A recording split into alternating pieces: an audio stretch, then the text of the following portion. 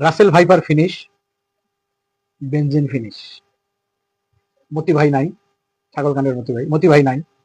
কোথায় হাজার লক্ষ কোটি? ব্যাংকে গেলে শূন্য ফিরি। আজকাল ভীষণ চাপে আছি। কোন সুযোগ হয়ে গেল প্রশ্ন ফাঁসের ধরপাকড়ের ফাঁসে। কোটা মেধায় লাল হলো এই বাংলার রাজপথ, এই বাংলার মাটি। বুক পেতে বুলেট খেলো হেলিকপ্টার আকাশে। শিশু মরল ঘরের ভেতর, মা বেলকনিতে। মেট্রো পুড়লো কে পোড়ালো, টেলিভিশন কে ধ্বংস করলো, বিআরটি এর দলিল পড়লো কে আগুনে আলু পোড়ে নিল। বাবার কাঁধে সন্তানের লাশ, কত মায়ের সন্তান গেল, স্বপ্ন হলো ছাই। পরীক্ষার্থীরা বন্দী হলো বহুকাল ধরেই দেখছি রাজপথে, প্রয়োজনে ছাত্র শিক্ষক সবাই।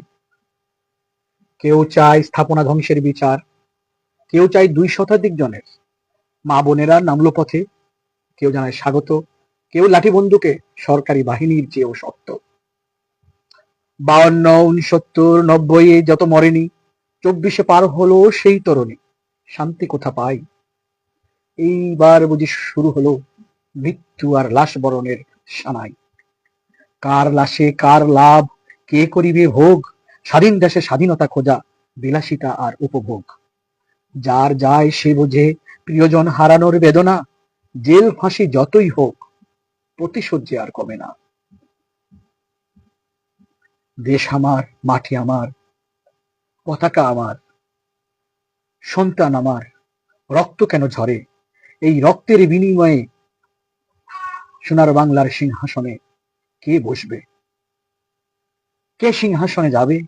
কে সিংহাসনে থাকবে? এই সিংহাসন কার আর রক্ত কার? কে হারে কে জিতে? জয় কার? কার হাহাকার? অভিভাবকের পরাজয়, বারবার সন্তান হারাবার। কলকাঠি কিনারে চলে মৃত্যুর হোলি। কে মারে কে মরে কে ভোগ করে? স্বদেশের হাতে স্বদেশী খুন, পিতামাতার চোখে আমৃত্যু অশ্রু ঝরে। এই সিংহাসনে কে বসবে? কার পড়বে লাশ?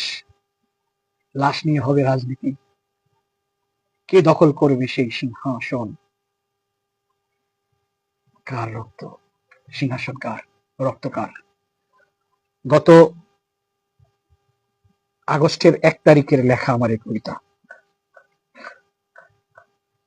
সেদিন আমি যা ভেবেছিলাম, আমার এই ছোট্ট কবি মনে যা বুঝেছিলাম, আজ সিংহাসনের কাড়াকাড়ি